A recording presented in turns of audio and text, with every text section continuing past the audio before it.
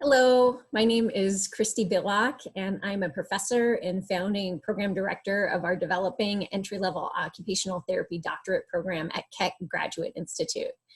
And this is a workshop on how to build stress resilience. And it's the second in a series that we're offering here at KGI to just help our community deal with the stressors that have been coming every day with living through this pandemic experience. So today, what we're going to do is we're going to try to better understand the stress response and how stress can actually be positive for us.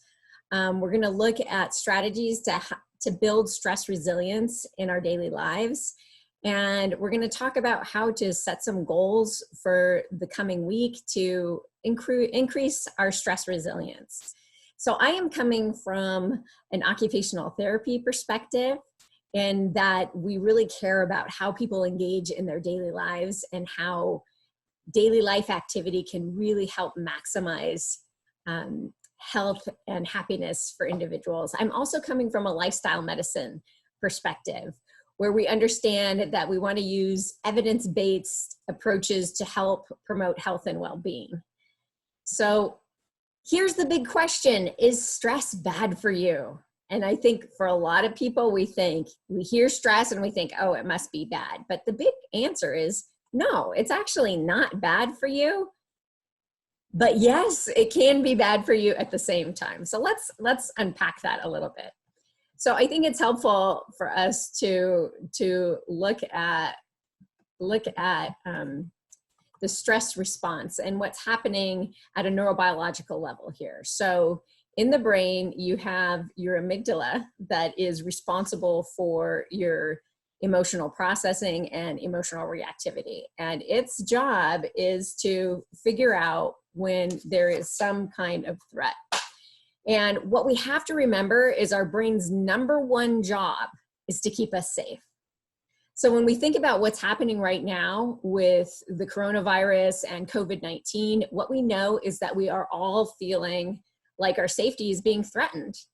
And in response, our brains are activating this stress response to help keep us safe, right? So the amygdala senses these threats in our environment, sends out a distress signal that talks to the hypothalamus, that then helps to activate our autonomic nervous system, specifically the sympathetic nervous system, which is our fight and flight system. That then leads to triggering of the adrenal glands, where we get dumps of adrenaline to really help us meet the threats in our environment and respond to them. So a chronic response to threat activates the adrenals, but a more long-term chronic response to stress activates the HPA axis. And this is where a lot of cortisol gets released to help us just meet the demands that are in the environment. So what we know is that the fight or flight system is more responsive when the threat is ambiguous. And this might explain why we are having such big responses here with our stress responses, in that we have this tiny virus that is threatening the health and well-being of all of us. And we don't know exactly where it is, right? And we just have to make this assumption that it's everywhere and try to protect ourselves. So what our brains really want to do right now is to just have a really vigilant response around this to help keep us safe. So the problem with that is that it really will will make us feel anxious and worried, especially if it keeps going day after day after day. And you know, we're several weeks into this now, and we know that this is what we're seeing. And I think that for a lot of us, initially, there was such a big kind of adrenaline fueled response to how we are going to keep ourselves and our family safe, how we're going to build up stores of food and toilet paper, of course, everyone was very concerned about, and those cleaning supplies. And now we're kind of coming down from that acute stress. You can't stay in like that acute adrenaline fueled state for so long without feeling exhausted. And I think what we're starting to feel now is that we are coming down from that, and we're just looking around and trying to figure out what normal life is going to be, right? So what we know is that if we're in this state for too many hours in our day, that we are not going to feel good. And one of the big things is that it can lead to these feelings of burnout. It can eventually make us sick. And what a lot of us might be dealing with is that it becomes very hard to focus on work, on caring for ourselves, when there's so much vigilance around this threat that we're living with. So what are some of the positive functions of stress? One of the big things is stress really just helps us grow as human beings. And it's really better to have some stress in your life and grow than to just feel resigned and not really care about your performance and things. So we want to have some stress in our lives because it helps us get things done.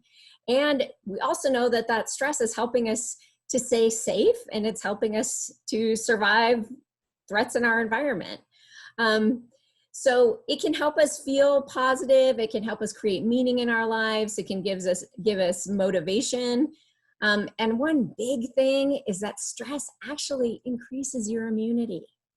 So you want to have some degree of stress. So one of the really helpful researchers that's doing a lot of work around stress right now is Kelly McGonigal, who is a health psychologist at Stanford, and she has really started to turn our understanding of stress on its head a little bit. And she really is a strong proponent, and this is all based in research, that we really need to reframe how we're understanding stress, and that we can't just think about stress as being negative for us, because what stress does is it's really helping us meet the challenges of our lives. And I would totally recommend you watching this TED Talk. I have the link here in the slides. Spend some time taking a look at that, because it's really enlightening, I think, for us to really challenge some of the biases that we might have around how we understand stress. So this is a quote from Kelly McGonigal: "When you choose to view your stress response as helpful, you create the biology of courage." And I don't know about you, but it feels like what we really need right now is courage, and just being able to wake up each day and face the day and do it in a way where we're promoting optimism and keeping ourselves healthy and safe. So what we really need more than anything is balance.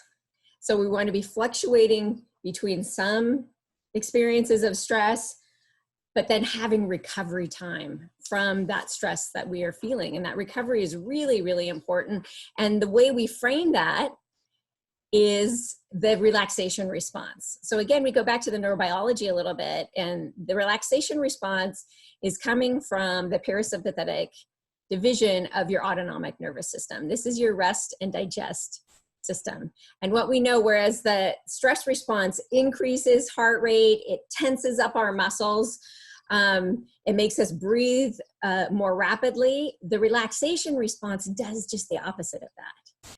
So it helps us to feel more relaxed. And maybe some of you have noticed that during this time, you might be holding a lot of tension in your shoulders. People might be experiencing more headaches. And one way to understand that is that you're spending more time in that stress response and not having enough activation of a deep relaxation response. So the question is, how then do we build stress resilience? And the bottom line here is that we need to find ways to be intentional about how we're spending our time and what we want to get out of those activities that we are doing every day. And we're looking for ways to really promote mental health, really promote being able to relax part of the time, and just really meet the stressors that are coming our way. What we know is that life is no longer on autopilot. And before this pandemic, a lot of us were just on autopilot every day. You know, you know what you had to do in a day, get up, get dressed, go to work. And we didn't even think about those activities that were making up our days. So what we're facing here is a complete disruption in our occupational worlds. And when I use that word occupation, again, I'm thinking about just daily activity, not just the work that you do. So we're in this place of so much disruption. And one way that we can understand what stress is that stress is that space between demands that are placed on us and the capacity that we have to meet those demands. And right now, the demands are feeling so big because we have fear and anxiety and worries, and we're having to learn how to work in whole new ways. And we're grieving the loss of life as it was. And sometimes that can make us feel like we don't have enough capacity to meet those demands. So when we build stress resilience, we're basically helping to build our capacity to meet the demands that life is bringing to us right now. So as an occupational therapist, I'm a big proponent of occupational self-reflection. So this is one way to think about how we get intentional about what we do every day. So what this means is that it's important for all of us every day to spend some time thinking about how we want to spend our time. What activities are we going to do in our day? And then find ways to enact those wishes that we have. So something that I've talked about before in our first week, and I think I'll probably talk about it every week that we meet, and that is we really need to think about our locus of control. And right now, there's so much in our world that we can't control. And as humans, when we feel like there's way too much external locus of control, it tends to make us feel really anxious and stressed. When we can switch that into an internal locus of control and focus on the things that we can control, what we know is that it decreases the stress response. So it's really, really important that we have a vigilance around the things that we can control versus the things that we can't. And it's not that you ignore the things that you can't control. We certainly need to know that we need, like when we go out, that we're wearing masks, that we're wearing gloves, that we are washing our hands when we come home. We're being as careful as we can to prevent us getting this virus.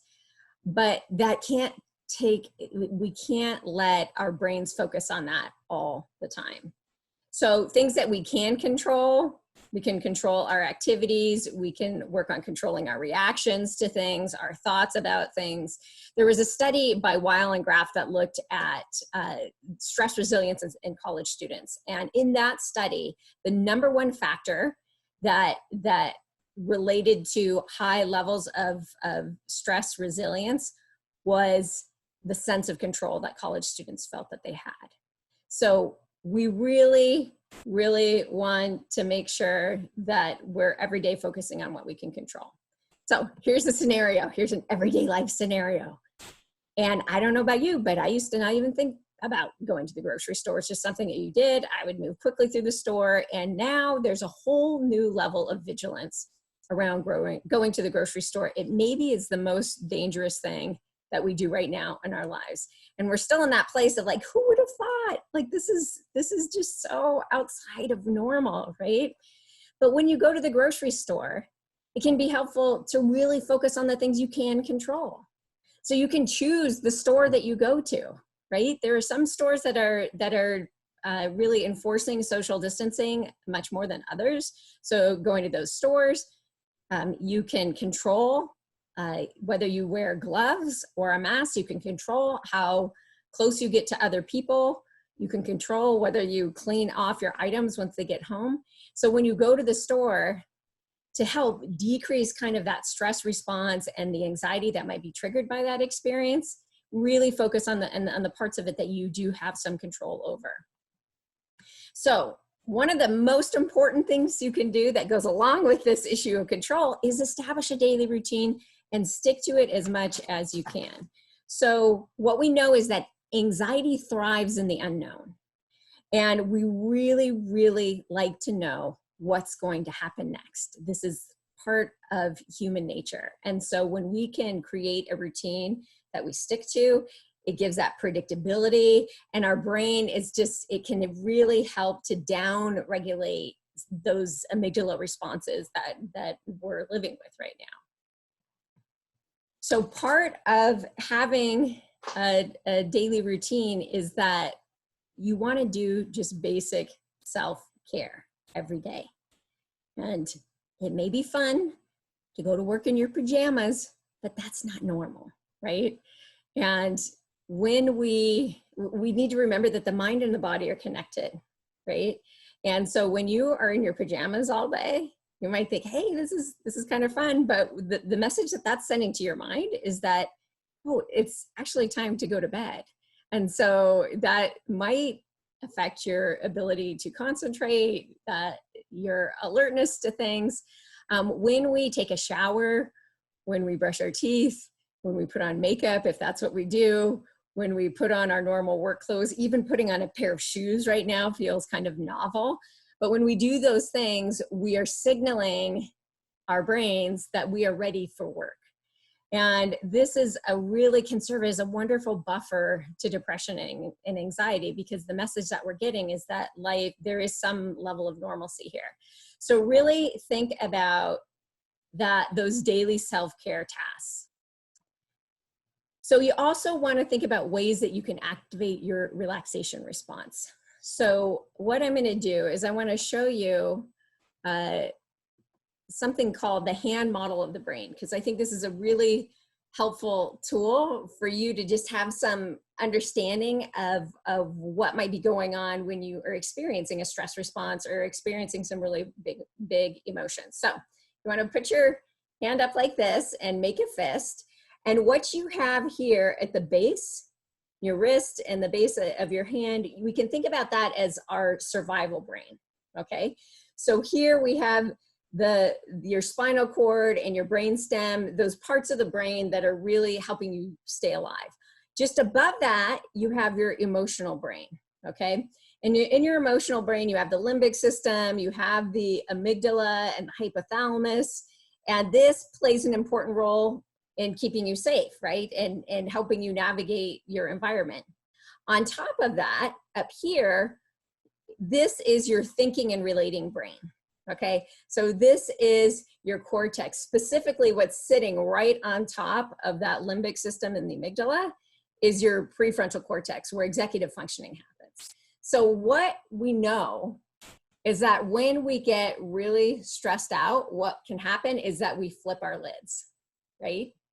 And when you flip your lid, it's your emotional reactivity centers that are in charge. It becomes really difficult to make good decisions, to think, to problem solve, to concentrate.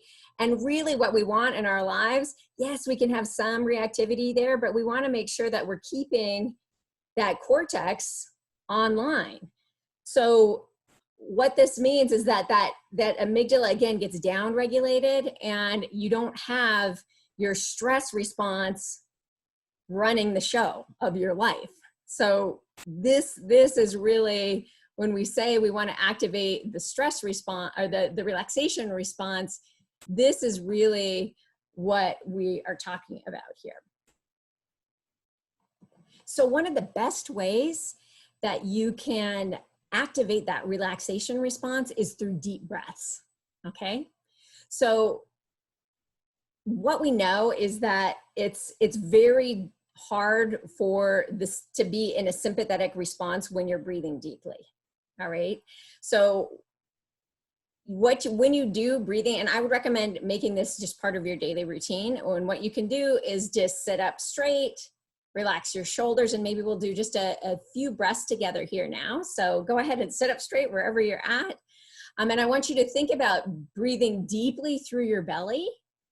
And you're gonna bring the breath in through your nose and exhale through your mouth. And you wanna do this for 5 seconds, okay? So 5 seconds in, 5 seconds out. And let's just take a few deep breaths together here now.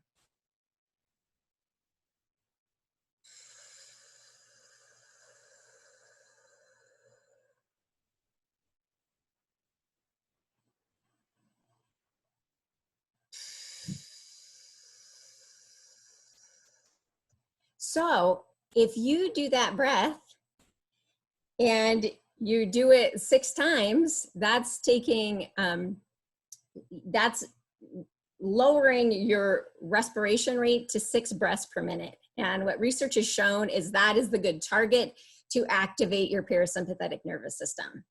So another modification to that, and if you want to get even more activation, the science tells us that if you exhale a little bit longer than you inhale, you'll get even greater parasympathetic nervous system response. So inhaling for 4 and exhaling for 6. Another technique is called 4-7-8 breath.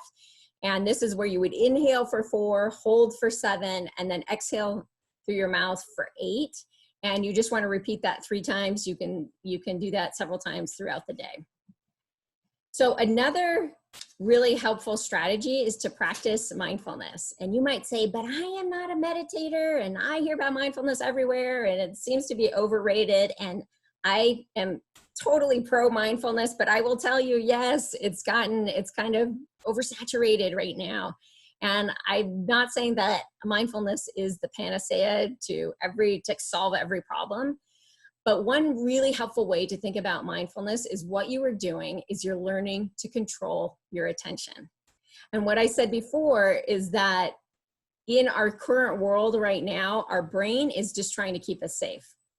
So our brain is only going to be wanting to focus on things that are related to our safety. So looking at the news suddenly becomes way more appealing, right? There's this vigilance around it. There's vigilance around just wanting to focus on that. What we know is that it's not helpful to stay in that state all the time. So you can think about mindfulness as attentional control exercises for your brain. Okay, we know it's good to exercise your body. You got to exercise your brain too. And the way we do that is through mindfulness.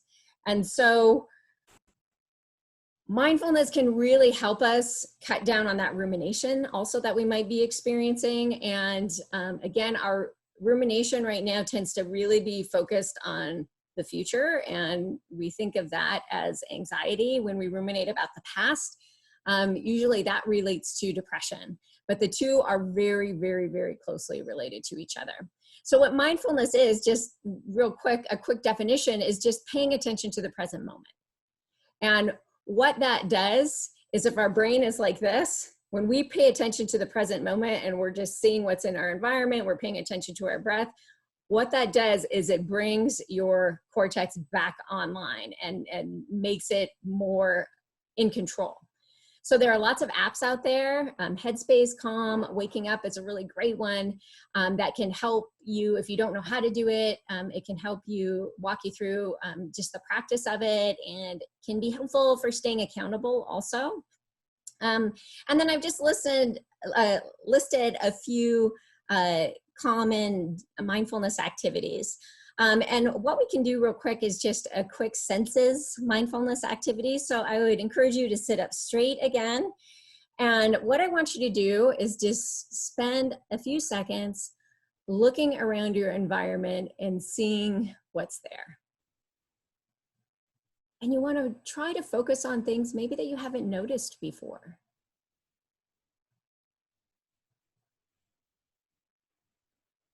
Now, if you'd like, you can close your eyes and just focus on what you hear.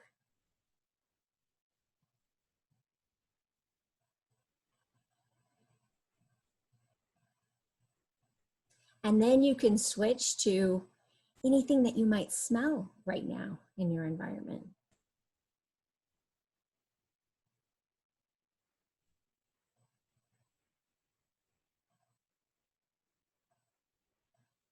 And last, let's bring our attention into our bodies for what we are feeling. So feel the breath going in through your nose,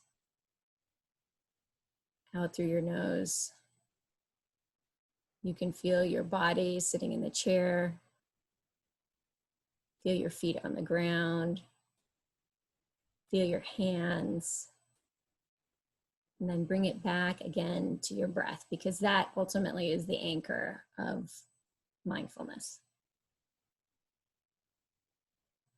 All right, and you can open your eyes. So that is just a very quick mindfulness activity. There are countless ones out there. Focusing just on your breath is a great one. About body scan is great. Loving kindness meditations are really, really helpful. So do some exploring. And what I want to say is, I am throwing so much information at you guys of things that you can do in your day. And if you were to try to do all of them, it would be too much. So this is where that occupational self-reflection comes in. I want you to pick and choose the things that seem like a good fit for you and try things out. I think exploring activities is really, really important, because sometimes we might be surprised at what works, or things that maybe have worked in the past don't seem relevant right now. So please don't feel like I'm implying that you have to do everything on this list, but I do get excited about everything. So here's a fun one. You read this: worry in moderation. What? We're not supposed to be worrying. We're trying to minimize our worry, right? This goes back, though, to the locus of control that we were talking about earlier, and those things that we can control. So sometimes if you feel like worry is just always knocking on the door and wanting your attention, what you can say is you can choose, say, 10 or 15 minutes and say, okay, this is going to be my worry time. And what's really helpful is if you could write down or type out what your worries are. When you get into worry space, really do it, okay? And when you write those things down, you're getting them out of your head. And what that feedback that is happening is that I don't have to worry about that anymore. Look, I can see that I recognize what my worries are, and then it can make it a little bit easier to let go of. So worry, but do it in moderation. So when you're done with your 10 to 15 minutes, like, shut it down and get the work done that you need to get done, or do the things that you find enjoyable, and hopefully that will help you worry a little bit less. So related, you want to do things that elicit positive emotions. We want to just do things that feel good to us right now. It's really, really important that we find some time to laugh, to find some time where we are experiencing love, that we are experiencing gratitude. And maybe if I were to make one more slide, I would say, do nothing. And sometimes just giving ourselves the permission to not have to be doing anything and not having to be productive can really, really help us feel good, right? So something I think that's happening right now, so what we know is that anxiety increases when we have lots of options. And I don't know about you, but it feels like I have the world at my fingertips through my computer screen right now. Like, I could go and visit museums, I can listen to live concerts, I can watch YouTube videos and learn how to do a hobby that I've always wanted to know how to do. But the problem with that is that it's making me feel like I need to be even more productive. And that might not necessarily elicit those positive emotions that we're going for. So balance that drive to try things and occupy your time with really checking in with what's needed right now. And sometimes just doing nothing or really relaxing is the thing that's really going to help you elicit those positive emotions. This is a great time to watch funny movies and silly videos on YouTube. So part of what can go with that, if you have a partner, or if you live with others, is connecting with other people. And we know that this is one of the pillars of lifestyle medicine. It is so important for our mental health, especially. So something that we're kind of missing out on in our work and school lives right now is we get a lot of interaction with other people just informally. So that conversation when you go to get water, or that time before you start a meeting or after a meeting, or bumping into someone before class or in the hall, that's all kind of missing right now. And so just reaching out to friends and scheduling time where you can chat, and it could be for 5 minutes, or you could have dinner together and do it over FaceTime. We've done that a few times. I've been hearing a lot about happy hours that people have been having on Zoom. We've been doing the same with our friends, just so we have that point of connection with other people. So to be well, we need to tend and befriend other people. So just keep that on your radar and make sure in your days you're getting that connection that really feeds you. And the amount is different for everyone. So what Kelly McGonigal's research says is that when we do things for other people, it really helps to reduce stress. So doing something to care for others can be really, really helpful right now. And it might mean, you know, checking in with your neighbors if you're going to go do a store run, see what they need.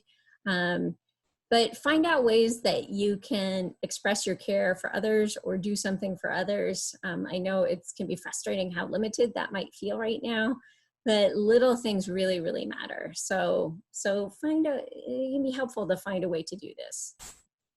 Move your body. Next week, the whole workshop is going to be on movement. And what we know that is that in the context of stress resilience, that when we move, just even taking a brisk walk is going to help deepen our breaths, okay? And it's going to help relieve some muscle tension when we move. So these are things that are in line more with this relaxation response. So what can be really helpful is try to move outside if you can. And I know that we have limitations right now on where we can go. We need to put our masks on when we go outside, but try to just step outside whenever you can. And if you are lucky enough to have a backyard, you know, take your laptop outside and just get some sunshine. We know that when we're outside more, it helps to increase the amount of serotonin that can help us feel better. And that release of serotonin also supports the release of melatonin, which helps us sleep better at night. And it also just gives us that perspective of, wow, there's that big, beautiful sky, and the world is bigger than all the stuff that I have just going on in my head right now. All those worries, those anxieties, those stressors. So move your body, do it outside if you can. I recently read some advice about exercise outside. If you're doing that, you want to think about doubling your distance. So we're being told stay 6 feet apart from other people, but when you are doing exertion or others are exerting themselves and breathing out really heavily, you want to double that distance and make it stay 12 feet apart from the people in your environment. Eat healthy foods. All of these things I've been talking about, really, like a big side effect of that is it helps us increase immunity, and food is so important to efficient functioning of our immune system. So getting all of those as many vegetables and fruits in that we can, eating whole grains. Something that's really important is to limit the amount of sugar and caffeine. And what we don't need right now is these big spikes of blood sugar and then dropping and having our energy drop out from that. So trying to fuel our bodies in ways that keeps our energy consistent really helps with our stress resilience. So caffeine is something that actually is very close related to anxiety. So if you feel like you have some susceptibility to anxiety right now, try to back off on the caffeine a little bit and see how that makes you feel. There are so many diets out there. And you might ask, well, you know, how should I be eating? And I will tell you that I'm a big fan of Michael Pollan's simple food rules. And that is eat real food, mostly plants, not too much. Okay. Eat real food, mostly plants, not too much. Try it, see how you feel.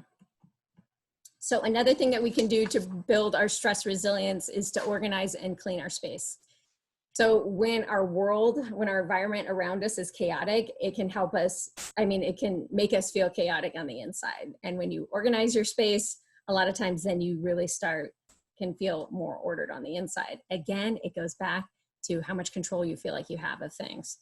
I often ask this question of students, how many of you need to clean up your space before you can study? And I can tell you the vast majority of students typically raise their hands, that they can think better when their space is organized. So we are in this complex time we have kids that are doing school at home. We have parents that are working at home. We're all trying to establish our own space within the house. So really looking at your workspace, your education space, those spaces where you spend time together, and getting those organized can really, really help your stress resilience long-term.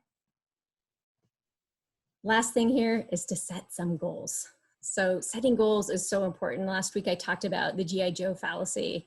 And this is the idea that we think that education is half the battle, but really learning about what you should do is probably more like just only a tenth of the battle. Because what you have to do to really achieve your goals is to practice them, and to, if you want a change to happen, it's got to be concrete in a way that you know that you will be able to achieve that goal. So there are lots of different ways to set goals. I talked about one last week, just simple way. This week, I want to show you the Woop model for goal setting.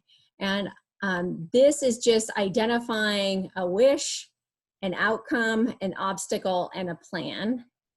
And there's a wonderful app, Woop My Life, that really organizes it beautifully for you, gives you reminders, lets you rate your progress to your goal. So I highly recommend checking this out. And I'm just going to show you a quick video on setting Woop goals here.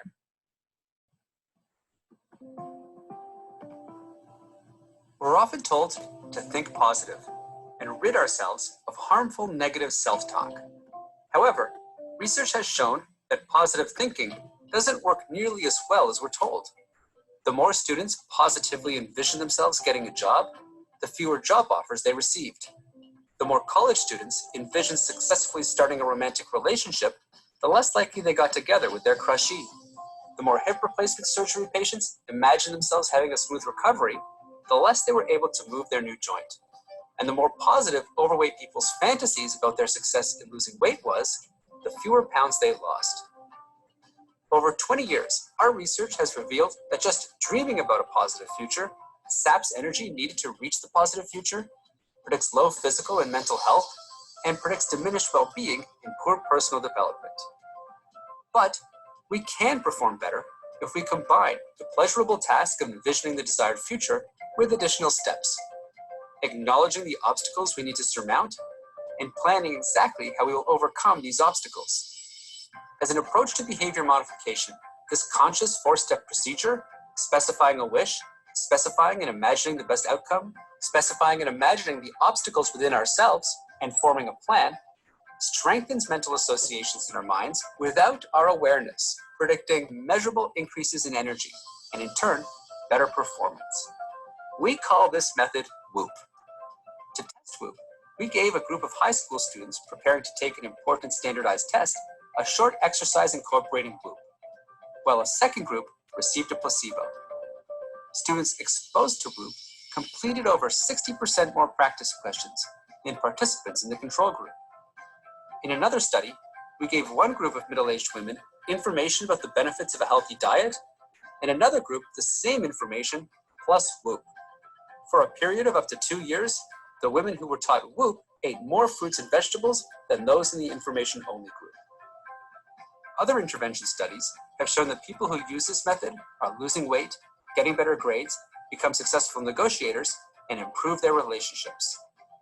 The magic of Woop is that by automating cognition, emotion, and behavior, it triggers people to become motivationally intelligent. It is low cost, easy to use, and can be applied to different life domains and across demographics. By learning and applying Woop, you will come away more motivated and skilled than ever to make clear decisions, take action, connect with others, and engage with the world. All from a simple but awakening question. What is it that holds you back from fulfilling your wish? For more information, visit woopmylife.org.